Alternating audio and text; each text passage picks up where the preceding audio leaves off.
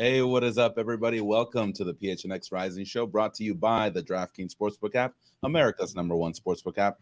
Don't forget to hit that like button and subscribe wherever you get your podcasts. And of course, don't forget to leave a 5-star review. My name is Ramon Chavez. Super happy to be here.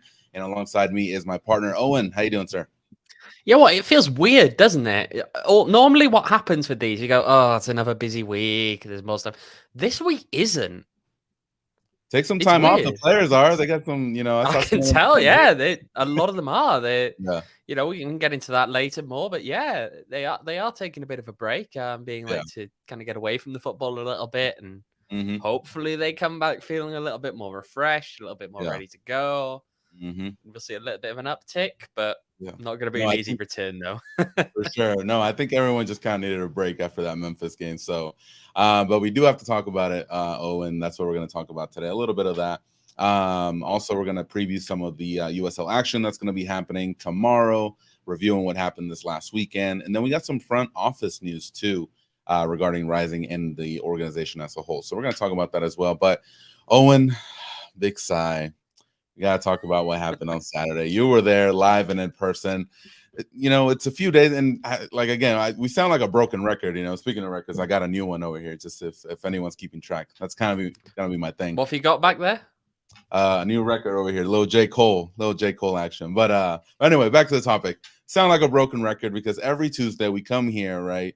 And it's like, well, what happened with the defense? And we couldn't, and Rising couldn't score, and what's going on with Schantz? Like, it sounds like the same broken record. So how are you feeling, and what were your thoughts on Saturday's performance? I feel like it's just disappointing because it's the same again. Mhm. Look, we weren't necessarily expecting Rising to go in there and come away with anything. We said all along that if Rising had been performing better throughout the season, that what were you just accepted the fact that they dropped points away to Memphis, they dropped points away to Louisville. It's one of those things, but Mhm. it's just disappointing because right now they need it, and it didn't feel like at times, especially at times in that first half, it Mhm. didn't feel like there was the desire, there was the just commitment to it to try Mhm. and get those 3 points that this team really right now very desperately needs. It Yeah. feels as though what we're seeing, and as this comment here from Gully suggests, is the fact that this team relies way too heavily on Ben Lunt. That's something that people in that camp will admit, that they rely too heavily on Ben Lunt. But Mhm. I don't know. It's just disappointing because it's the same again, the same again, the same Mhm. again, and it's never really good enough, is it? Yeah, and the thing that really upset me is that, and you pointed it out, it could have been, or D Gully here on the chat, 6-1. It could have been with if it wasn't for Lunt. And I praise Lunt for those saves and all this stuff and his heroics, but when your goalkeeper's the best player out on the field, there's something wrong. There's something wrong on the team. It means that you're not performing well. And Rising just didn't come out to play. Literally 30 seconds after the initial whistle, Memphis almost gets on the board, and then in the next play, which was a corner, they almost get another goal. So it's like what is going on? Like, how do these guys, and I'm not fully blaming the players, but how do they train for an entire week, come out like so flat, and just look like a team that just doesn't know what's going on, or worse, they don't care. I don't know. It's getting. I'm just gonna take slightly segue us here. I'd like to shout out. We got a new member into the chat here. Dooley and Rick must go. That's a new one, They of got to course. make We've a seen new Fire email Chance in there. every This, time you I, make. I don't I don't know, but this is now we've got Fire Chance and Dooley and Rick must go here in the chat. So hey, Yeah, and I yeah, appreciate the effort. And then there's Fire Chance on the other side. So. I just Oh my god. I applaud the effort, guys. look, but let's get to what you were saying there. I do wonder, and I know that a lot of people have been saying Rick's lost the locker room. We've kind of speculated on it as Mhm, well. It feels as though what we're seeing increasingly is a situation where these boys come out, just you don't see the desire from them until they're a couple of goals down, or mhm. something else happens that kind of wrongs them in some way, Yeah. and then they start to pick it up. They start to do it almost as though they're fighting for themselves more than for anything else. Once it gets to a certain point, they realize how bad it is. They're fighting for themselves. I'm very sure that they're fighting for the fans as well. I don't think that there's any lack of desire to do it for the fans, but it just, I don't know. Yeah, no, and I agree on that part where it's like they're playing, and the clearest example for me was that first goal because if I'm trying, I believe it was Chris Allen, number 8. He broke the midfield line like there was nothing. Calistri was next to him. He let him go, thinking Quinn was going to pick him up. Quinn couldn't pick him up right away. They broke that line over to Fernando, and Babu had already stepped up. And so at that point, the defense is all over the place. There's no intensity. There's no, cohesion. It just makes me wonder what happens the entire week for them to come out that flat. And, we can get into one of the comments here that Michael says that, let's say, Devanker, one of the USL analysts, he was on a podcast today, the fan experience, and he gave some really interesting thoughts regarding Rising and the team and its identity. And Owen, you were talking about this before off camera, but what did you think of Kerr's comments? Yeah, so there's one in particular. I mean, his comments were kind of two-pronged. There was the stuff that was the bigger picture, and then there was later on when he kind of went off and said, look, people can talk about Rick, they can talk about Bobby, but there were just too many errors, way too many errors on that pitch that just can't be happening, that as players, they shouldn't be happening. But the one quote that really stood out to me from him here was, Phoenix no longer has an identity as to how they should be playing. Phoenix doesn't have a true formation. They don't have any tendencies anymore. The fluidity in which some of their build-ups used to be have long started to escape them. So, look, I think he's right? What we're seeing is a team that from week in, week out, no one quite knows what exactly is going on. No one knows quite what exactly, even in the middle of a week, from what we hear, is just things keep changing, dropping and changing, dropping and changing. And I don't think the players quite know what is the plan anymore, let alone any of the rest of us watching. Yeah. And so you just kind of get to that point where it's, I mean, of course they're going to come out looking a bit sloppy. Of course they're going to come out looking as though, they don't really know what they're doing. And the answer very simply is that they probably don't. Yeah, no, and I think one clear example that just, jumps out at me was the lineup, the starting lineup with Memphis, with Lambert actually falling back to that center back spot, which we all, he took the spot up earlier in the season, but we all know that's not his best position. That Rising definitely play a lot better when he's in the midfield, and when he's on, it's very tough to get by that midfield. And having someone like Lambert, just like an all league kind of guy, it just makes it a lot easier for Rising to kind of keep their wits about them. But it's why does that happen? Why isn't Koze starting? He was the starter for the last few weeks. Now all these changes, and I understand he's looking to find answers for those things. But when you make moves like that, it just kind of, like you're saying, the players themselves, they don't know what to expect. They don't know how to prepare. And then come Saturday, Sunday, whenever they're playing, they're just not focused, and then it just falls apart. So it's not working out. No, it's not working out at all, as is evidenced by the league position and, quite frankly, the run of the last, 10 games? I think, is it Rising have won one of their last 10 in all competitions? Yeah, it's looking pretty bad. Really? Yeah. You were able to write an article regarding the situation on Go PHNX. Owen, you want to touch on that for a little bit? Yeah, so a lot of those, just so people know, we did mention, obviously, the players are on a bit of a break. That's being given to us as the reason why we're not going to have a press conference this week. So all of those quotes, for anyone who's interested, came from after the game on Saturday. But yes, Rick said in that one, right now, this is to quote him, right now it's about evaluating everybody, myself included. We all have to look at everything. Yeah. Including himself. So, but I mean, that could be applied to different things as well. It's like, well, I got to change things, or I got to improve on things. It's not necessarily him saying like, well, maybe I should go, but it's, well, no, of course not. But again, these are answers need to have come, quite frankly, 2 or 3 weeks ago, and they haven't. So we're already behind, right? Yeah, no, not good at all. And like you're saying, they're closer to the bottom of the table to than to a playoff spot. In that situation, when you're in that situation this far into the season, it's pretty tough, man. Like the more I think about it, the more I talk about it, it's like I don't know if the season can be salvaged. It's getting tough, isn't it? Really, because when we sit here and talk about what is the problem, they, there are too many problems almost, Mhm. and it's understanding, right, that there are a lot of things that we need to kind of do to just cut away at exactly what is going to fix all of those. And Mhm. ultimately, yeah, there's lots of things that we need to reflect on. Does it involve Rick leaving?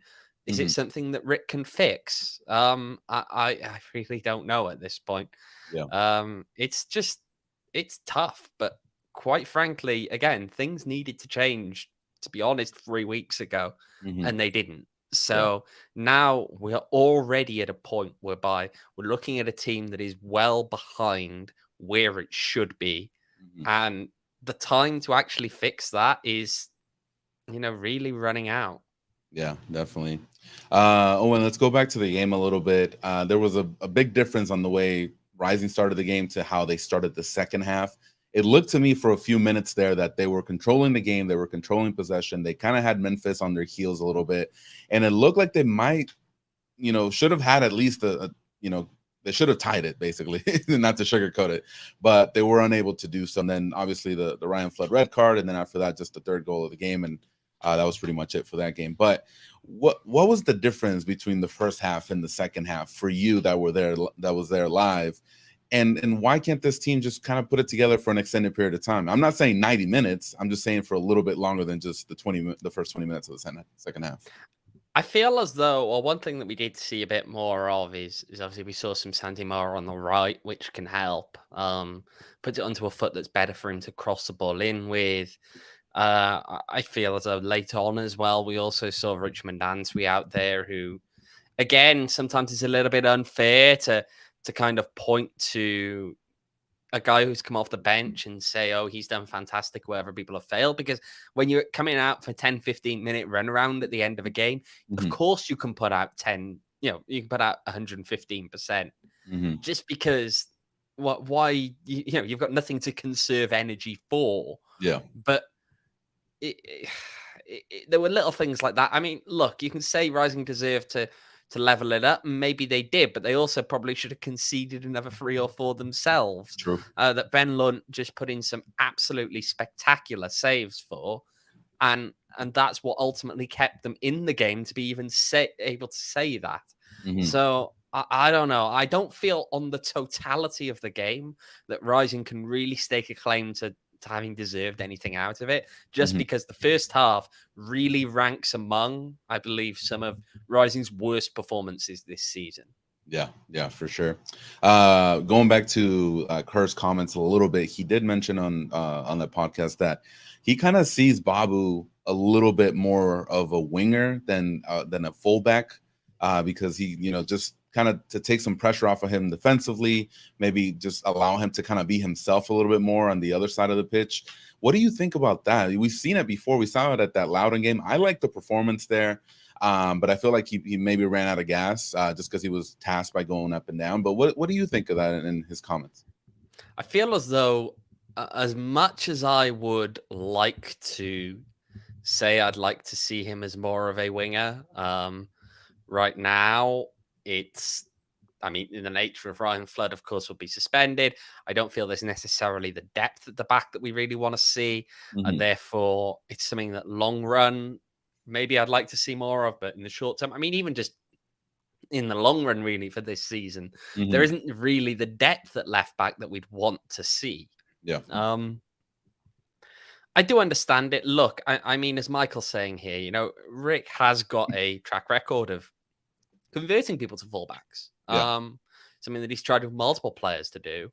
And I'm not sure that it's always the best solution. I'm not sure that it's always something that people are best fit and capable of doing, because it is tough, right? Yeah. You're asking these guys to give you a lot of attacking threat as well. Hmm. But also telling them they're not a winger. They've got to be able to track back. They've got to be able to one-on-one defend. They've got to be in the A right lot. positions and That's a lot.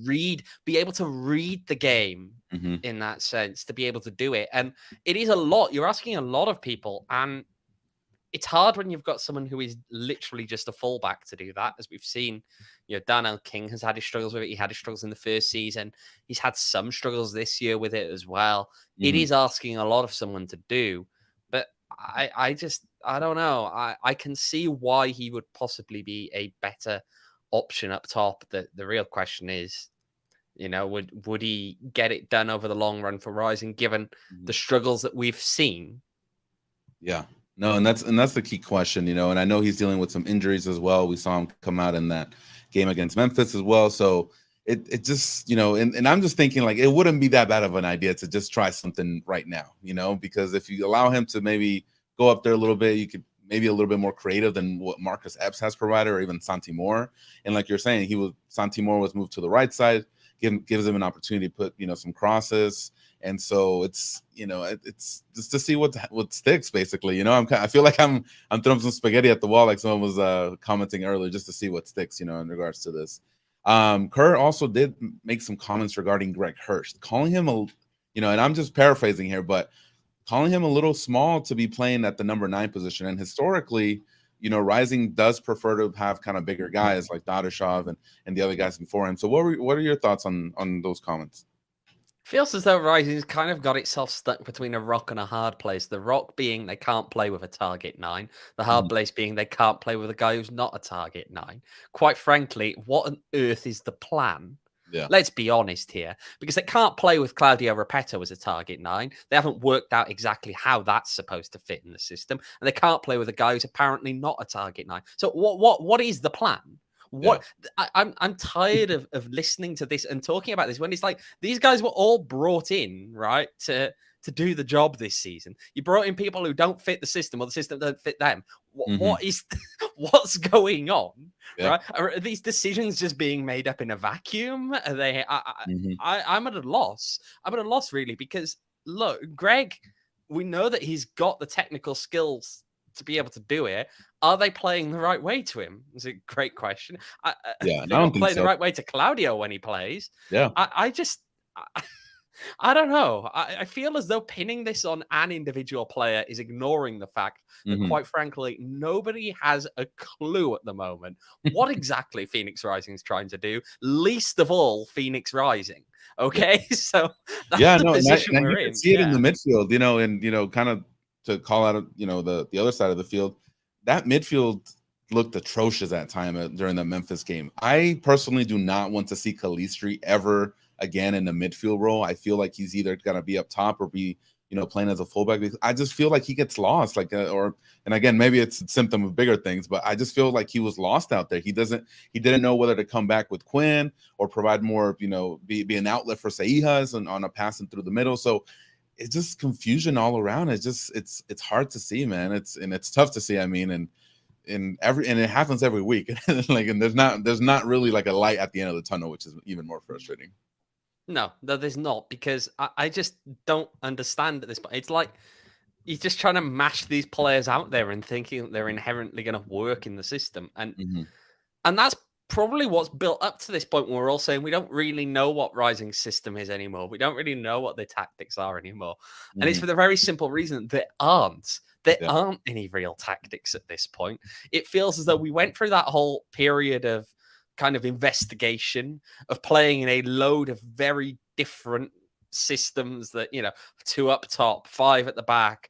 We're going to go with 4-4-2 this time, and just trying to work out things that are all a little bit different. And then we get to the end and Rick says, I'm not going to cover for the players anymore. We're not going to keep changing the system. Well, they're your players. They're your players that you brought Yeah. in to play your system. Like, who's covering for what? Yeah. No, I understand. I understand that. Yeah, it's rough. We just need answers, man. That's what we need over here. We need Scott here with the results. results. That's true. Results. Let's read some comments here. Thank you again, guys, for showing up here on a Tuesday evening. We got Renee here with a good comment. They try to build a super team of available players, but the team is not super in chemistry or in the system. Then this makes me think even more. Rick has no clue and he cannot adjust. Scott saying somber Tuesday. Yeah, it is. I'm trying to be positive, man. That's rough. It's rough. Sorry, Scott. I'll try We to. just look every time we're like, can we be positive? And then we look at the league At the table and Zags realize, now, man. Like, no, we can't. yeah, it's rough. Yes, they're being made in a vacuum. That's the point. This is when you fire the coach and GM. It's super simple, but I agree that the owners won't do it. Yeah, yeah. Let's see, Michael here with the comment, and Kerr was right. That was a season we won 20 games in a row. We made a ton of comeback for victories. This team doesn't have that fight that'll happen when you don't fight for the manager. Yeah. And you talked about that too, Owen, that, it kind of feels like sometimes like when they turn it up, it's like when there's like something personal involved, like either a red card or there's like a little bit of a tussle. And we've seen it in a couple games now where once the intensity kind of turns up in that direction, for some reason this Rising team kind of puts it together, and it's something where we kind of like what happens when you're not in that mode, when we're just kind of trying to play the game. It's interesting to see. Yeah, and to the point here, which is another comment here from Renee, that we aren't playing to the strength of the players, and that is all coaching. You coach the players, not the system. Generally agree, but I would say that he probably should have brought in players that fit the system. So yeah. Yeah. One other question in here: was Claudio injured on Saturday? I don't believe I've heard anything to suggest that. I don't think he wasn't on the injury report, was he? No, I think that No. was a coach's decision.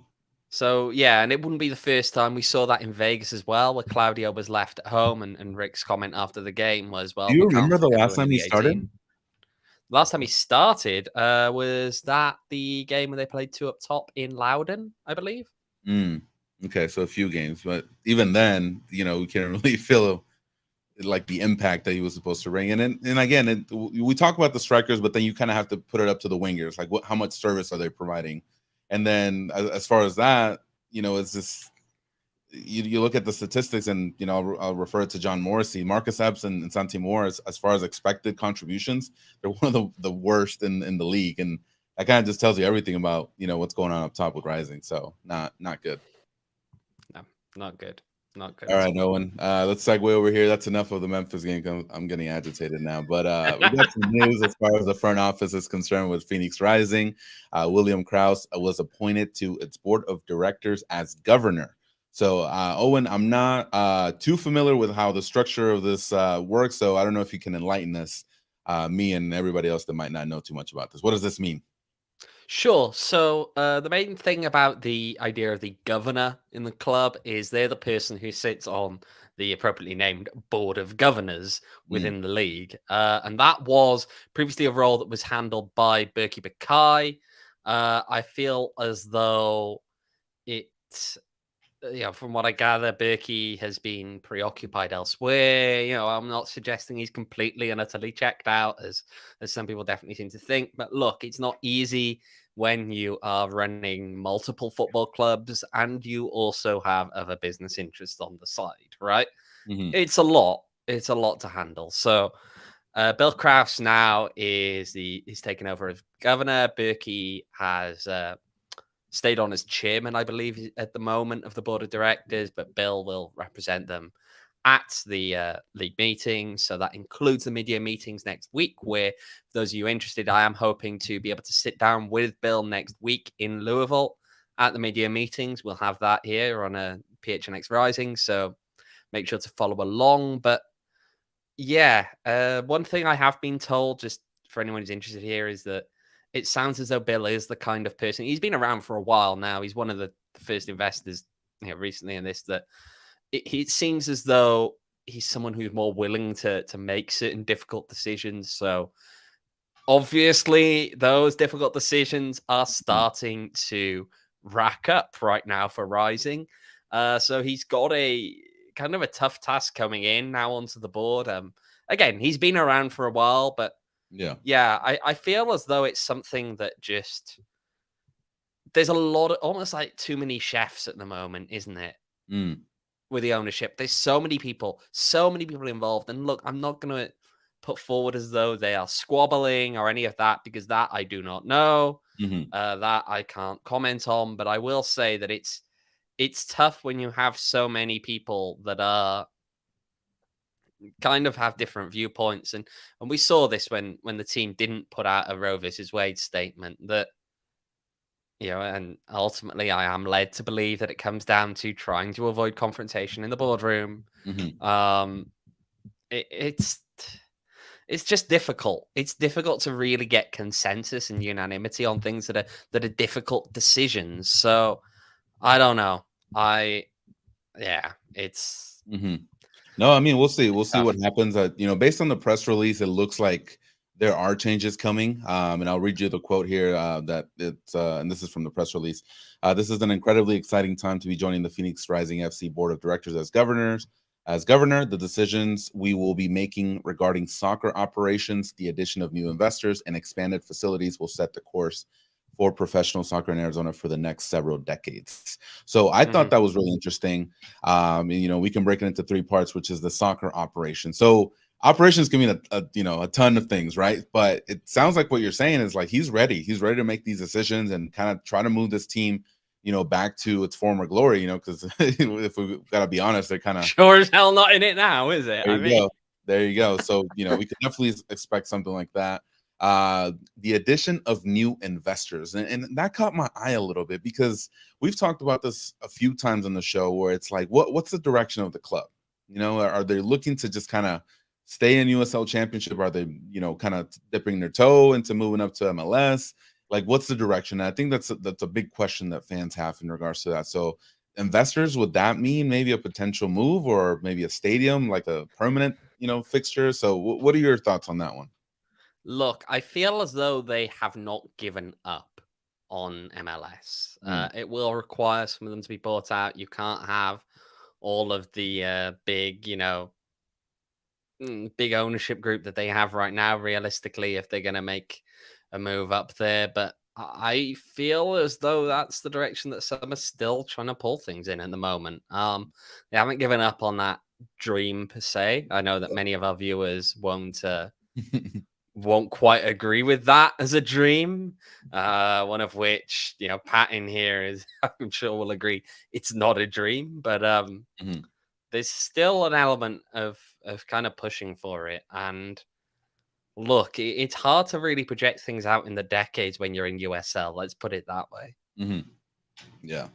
Let's take a look at the other part of here. It says the expanded facilities will set the course for professional soccer in Arizona. So, I know there's been some, kind of rumblings in regards to the stadium and if Rising's going to stay here past this year, stay at Wild Horse Pass. I mean, what does this mean? Is there, I know, maybe you can't really say about the things that you're hearing, but are they looking to stay there permanently? Are they going to be looking elsewhere? I go on the infamous Facebook group and people are like, well, ever since they moved from Scottsdale, I don't like driving all the way out. Like, are they trying to find something permanent? And if so, could we probably see something like Indy, that investment in the community, not only just the stadium? I think there's going to be a middle ground first. I'm not Mhm, personally convinced that Phoenix Rising returns to Wild Horse Pass next season. mhm, I feel that to make that decision, unless there is no other viable alternative that will be ready for next season, could be a recipe for disaster going down into the future. I'm not sure quite how long Rising can realistically make it work there and be confident mhm, that with a new management company that's working down there, that things are going to go ahead all shiny and rosy and happy. I'm mhm, not thoroughly convinced of that. And look, I don't want to ring alarm bells unnecessarily, but I personally wouldn't stay there because I don't want to run the risk of seeing an OKC Energy type situation. I don't want to even begin to chance that. There needs to be a degree of security in mhm, Rising's future and location where they're playing. And I don't feel the way that things have been going lately. I personally do not feel that the future of that is down at Wild Horse Pass, but we're mhm. going to have to wait and see. There's still situations, still talks that are all ongoing, but yeah, that's kind of the situation here, and we'll just have to wait and see. Yep. We'll see. Pat here is saying Wild Horse Pass is cursed. First round exit last year and then this season. Maybe. Owen, like you said, there was no press conference scheduled for this week. So we pretty much don't have updates from the staff or Rick regarding what's going on with the team. But I've seen on social media, a lot of them have been taking some time off to go relax with their families.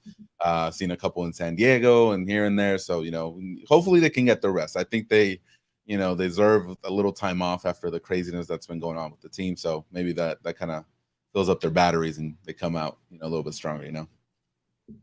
You'd hope so. You'd hope so. But again, the problem is we all want to,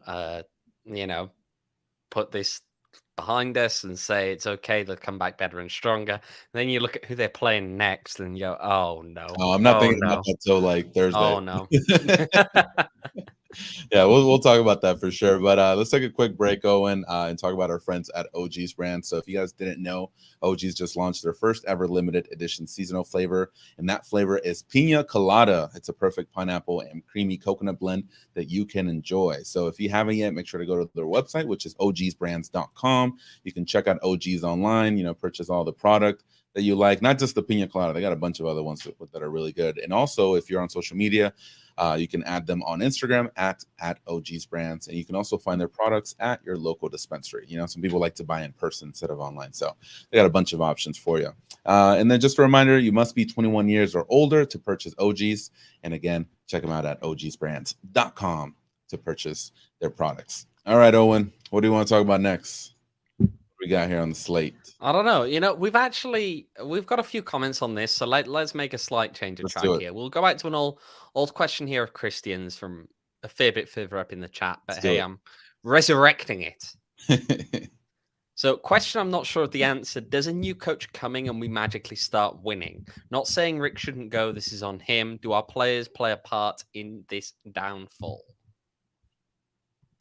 I'm going to let you start on this. Yeah. So here's the thing. So you've talked about this a couple of times that yes, the players are underperforming, right? A lot of these players are new. They're new to the system. They're new to Rick. They've shown ability in other clubs, and there's a reason why they're at Rising.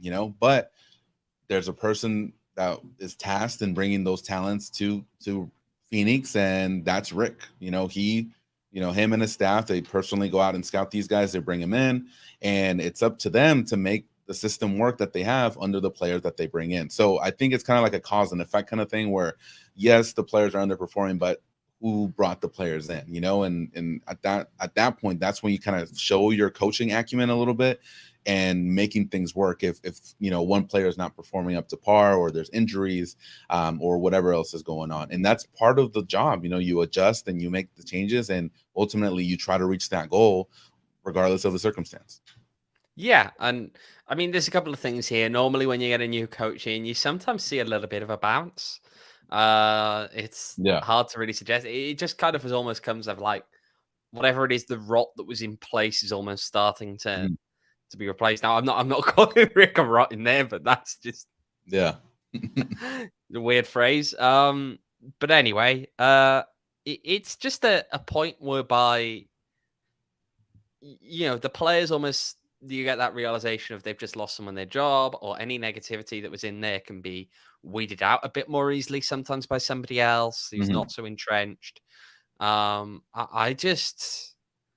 don't know it, and I feel that whoever comes in this season, look, you may not be able to have many big expectations if they come in this season that they're going to turn it around, because things are all kind of on the down, let's be honest. But look, I agree with Pat. I agree with kind of what Christian's coming here, which is that if you're going to make a change, don't let it fester, because you need someone to come in and be able to hit the ground kind of running for next season. You don't want someone who's coming in cold and coming in with no real time around the players, no real ability to judge who gets on well with each other, who, do you want to bring back the following year, who don't you want to. You get to a point where it's just you've got to get the wheel turning. If you're not bringing him back next year, you don't wait until the end of the season. Not least, and this is the other thing I'll say. I've said this before. I'll say it again. Look, Rick has achieved a fair amount with this club, right? We're not going to deny that. The longer you let this go on, the longer you tarnish those memories, the longer you kind of replace this idea that Rick achieved something here with just frustration at him. And personally, I don't think that any of us want that. I feel that you want to be able to look back on the good times and just accept that at the end of the day, this is how the game tends to work, right? the game tends to work in that if a coach doesn't leave when they're on top, eventually things turn sour. Yeah. And you've kind of got to make a decision ultimately, normally, before they get too sour, that they've soured everything that comes before. So I don't know. I know there are people in here who are saying, look, we need to make the changes now because, there's no real chance of turning things around if we leave things as they are. And you've got to at least roll the dice and give it a chance. But I don't know. I just feel as though we've really hit a point right now whereby I guess it gets closer to you just asking, what have you got to lose? Yeah. And I don't know. I think just if they do make the change, let's say now, and if it were to happen, it'd probably happen in this 10-day, kind of break that they have between games. And you probably want to do it, between today or tomorrow, because otherwise you don't have time to prepare for Louisville. So I doubt it's going to happen. I don't see it happening. I think it's going to be really rough, to have that happen. Here's what I'll say. It's been discussed, I know, on the SiriusXM show with Devin and Mike, and they've come out with, Rick's got till the end of the month at least. I do know that there's a general view that there isn't really anybody to step up within the club. So bear in mind that this kind of run may not have taken a lot of us by surprise. And we were talking about this, a little while. We've been talking about this now for a fair while, haven't we? That it's not really up to scratch. But clearly some people were very, very defensive of Rick in the early stages of this. And it's only more recently that we've seen the turn. Look, I think if they're worried about the fact that there's no obvious interim candidate already at the club, you've got to give them a bit more time to sort it, because they're going to want to have someone either lined up or very close to lined up. And I don't they're making calls right now. I think there would be negligence if they weren't. And I personally believe that they are. Yeah. But it would be sheer negligence if they're not. I mean, the way things are going right now, it's just a question. How much longer could you leave it? Okay. And I mean, everyone, I see Christine in here kind of laughing in the chat about, hang on a minute. I know one person. Well, yes, everyone knows of one person who at least is claiming to, because he ran his mouth at a previous game. Multiple people, there were fans who'd been up and spoken with a certain former manager in this league, and who commented on, the fact that he was interested in the job, that he'd take it in a heartbeat, and was almost trying to sow discontent in a way that isn't necessarily the best of indications. The person in question is, of course, being named in the chat right now. So you want to scroll down, you're not exactly gonna miss it. But he has been telling people very openly that he's, after the job. Now, how much truth in there is, or how much of it is just him trying to effectively kind of force his way into it. And no, Thomas, it's not Rooney. That was pretty cool, actually. Imagine Owen and Rooney in the press conferences. That would have been fun. Oh God! But yeah, I just wonder. I wonder what exactly is going to happen. I feel as though, and I'm going to be perfectly frank here, if it is the person that we're talking about here in a certain form of Vegas Lights manager, I wonder why it's taking so long. But yeah, no idea. We'll see. So if you're saying, based on what was said on that podcast, if Rick has until the end of the month, which will probably, the last game against Colorado, after that game, it'll give Rising 12 more games to the season. Is that enough to salvage the season, even if you bring a new talent like that? That's what I mean. I'm just kind of looking at it. You think it can take a new guy 2 or 3 games to really get to speed with where they are. That's what I'm saying. If the change was going to happen, it either had to happen now at this time, literally when we're on air, or a few weeks ago, because there's no time. And the way the team is playing, I don't think you talk about bringing a new coach and maybe get a slight bump in performance. is it enough to change this team completely? And then once, let's say, by some miracle they do make the playoffs, is it enough to contend in the playoffs? And is it still a failure if they get bounced in the first round? People are not going to be happy regardless. It's just a lose-lose situation in all regards. Yeah, I just feel as though you can't give expectations to a new coach if they do come in. I feel that Rick has the expectations because, quite frankly, he started the season with them, but you don't shed them because you've underperformed in the start of the season. So, look, I think here's the thing. If Rick does stay till the end of the season, it needs to be very, very abundantly clear that not only do they have to make the playoffs, but I don't think that finishing 7th and getting knocked out in the first round is really going to meet expectation. It's... if you give it into the end of the season, he'd better achieve something. It's because it's just bad, and no one right now is happy. And I don't think anyone's going to be happy with scraping in and making no noise if the current management is still in place. If someone else comes in, that's of course a different question, because again, you're bringing someone in halfway through a year, you're more looking towards next year. Kind of throw out the white flag. Not necessarily throwing up the white flag. You can still get it done this year, but I just think that it's unfair to really push for them to, push that they've got to uphold what the previous coach should have been doing. Yeah, definitely.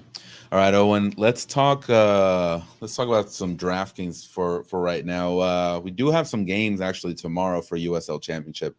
I kind of like this kind of Wednesday's game, and then we got one on Saturday. Like, I know it's going to be rough on Rising next week when they play on Wednesday and then they play again on Saturday, but it's fun. And then they play again on Wednesday, the next Wednesday, and then they play again on the next Saturday. So it's busy, busy, busy, busy. 4 games in 2 weeks. Not fun. Yeah, these guys better, enjoy that break that they're having. But tomorrow, we have Miami FC against Charleston Battery. I got the odds right here, Owen.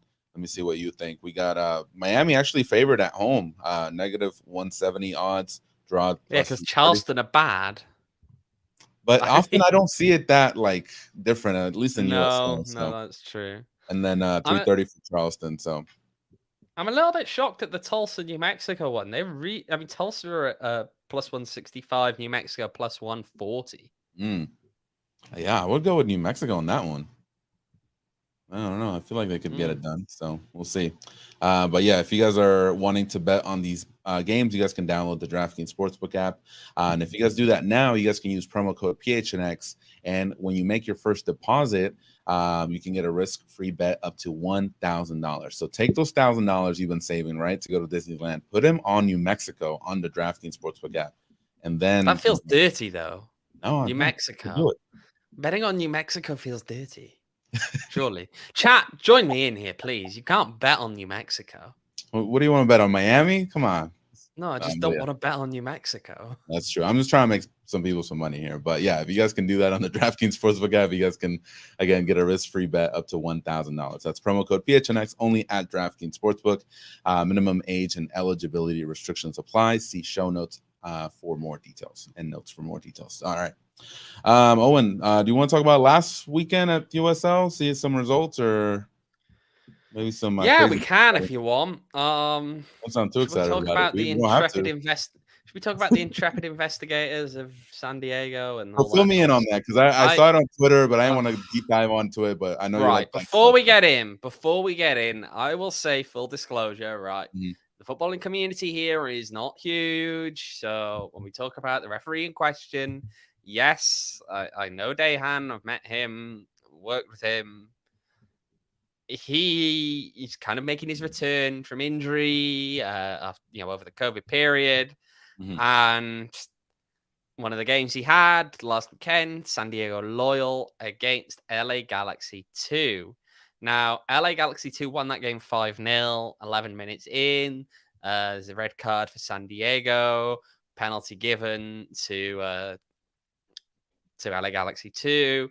They don't like it, San Diego, because namely they view it as coming off the chest. I think it was a very tight call. Okay, I think we can all say, and if you've watched that replay, right, that ball is blasted from fairly close range, but the arm is out, and it's tough to really see, in real time. I think that whether it comes Yeah. off an arm or a Yeah, it chest, looked the like the more guy that you was kinda slow it tucking his down, the Mhm. more that you zoom it in, it looks like it comes off the chest. But Yeah.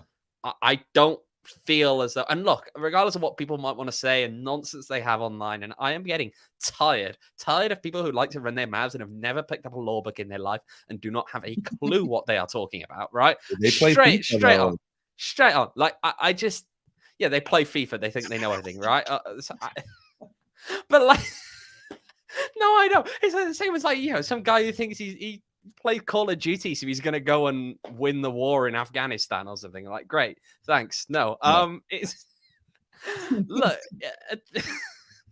Oh, look, good. you do not get sent off for an intentional handball. First of all, intentional is nowhere, right? Intentional is nowhere. No, I'm not getting the book out right now, Pat. I do have them around, dotted around in various You places. said them Not like getting he it out. has multiple ones. That's awesome. I All right, actually keep going. do at the Keep moment. going. But listen, right? It was a dog-so handling, right? As Renee is saying here, which is very Mhm. obvious. It's denial of an obvious goal-scoring opportunity by a handball offence. In this case, as soon as you give that handball, with all of the situation involved there, it has to be a red. There's Mhm. no other alternative. Once he's pointed to the spot, it's a red card. But then you get stuff like Landon Donovan comes out and starts swearing about the way that the referee has treated them. Mhm. I quite frankly, if this was anywhere but USL, he'd be facing a touchline ban for that. And I think that personally, he should be facing a touchline ban for that, because it's just not. You don't come out and say those things after the game. Mhm. And then apparently, San Diego Twitter being it's, I don't know how to describe it. Go out and you get some kid who is kind of stalking this referee's LinkedIn likes. I was like, just please, can we not do that? Like, Yeah. just can we get some perspective here, please? He also decided he's a Rising fan on the basis that he liked a single thing about stadium construction that was not posted by the team or written by the team. Oh my god. Um, hey, you know what? You go out there and get the tinfoil hat on, and maybe take Andrew and go storm PRO's headquarters. I'm sure Andrew's got some insight on that one, but I just, I don't know. I'm just.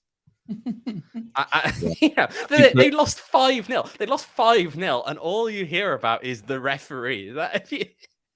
Yeah. No, then That's that's just what I mean. mediocre. If you're just gonna make excuses like that for getting absolutely smacked in the way that they did, Mhm. just pack it in. But it's okay because Landon Donovan has been shortlisted for the Quakes job, apparently. Oh, look at that. There is reporting it. I'd be very intrigued to see how he does when he's not backed up by the backroom staff that make the decisions for him. I'd be intrigued to see how he does on his own up there. Going back home.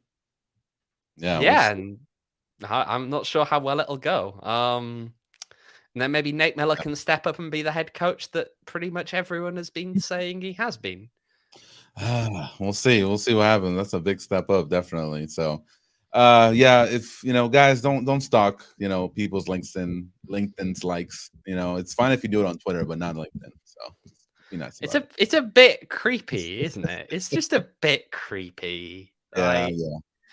do you not have anything better to do with your Saturday night They do than not. go like looking? No, I mean, what? Yeah, Who no. does that? Seriously, who does that? And look, people want to talk about. We'll get into this. Actually, there's a little bit more in here. I'll talk about with Yeah, go with for it. Go for PRO and referee assignment and all of that. I don't know how much people really pay attention to these things. Look, Michael Radchuk is from Southern California. I believe he lives in Corona at the moment. He's refereed Rising against Orange County several times. It happens. Mhm. Okay. Every game you go to, the fourth official is normally a local official. Often the assistant referees, that varies more now. You see more of these now that do do get flown in, but you also get a fair number that are local. We see it at Rising. Noah Kenyawani immediately comes to mind, Mhm. as he's an Arizona guy. It is, at the end of the day, people have to quite answer this one for themselves. What do they want to do? Do they want to see money prioritized in places that it's currently not, which is training? Mhm. Do they want to see those kind of things to try and improve things, or do they want to see people flown across the country? That's what I was gonna The suggest idea too. of, It's like yeah, That's something expensive. just due to budget. Yeah, exactly. Just due to budget stuff, you can't be flying referees everywhere. It's not like they don't got the NBA budget or something like that to fly these refs all across the country. So And it's they're not cost full effective. time. Yeah. They're not full time. So you're asking these people to do more now to kind of, give up more time almost to Mhm. be able to make some of these trips. That's not really fair on them, Yeah. especially not for the compensation rates they're getting. I saw someone suggesting referees should be fined. It's like, oh yeah, take the reasonably meager amount that they're Yeah, getting the for a $50 in the for sandwich a they get.